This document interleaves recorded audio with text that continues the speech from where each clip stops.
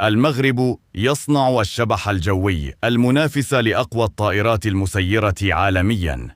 إنجاز تقني يقلب موازين التكنولوجيا العسكرية في المنطقة، ويضع المغرب في طليعة الدول المتقدمة في هذا المجال.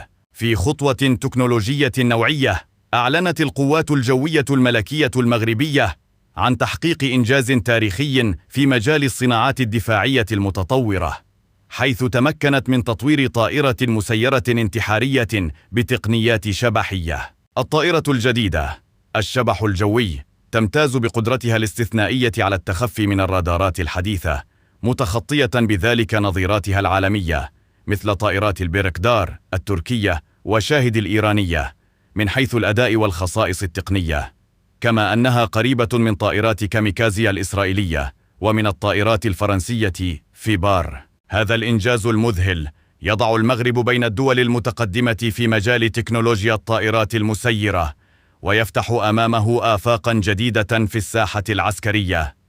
ومن المتوقع أن يسهم هذا التطور في تغيير التوازنات الإقليمية والدولية، معززاً مكانة المغرب في مضمار الصناعات الدفاعية المتقدمة.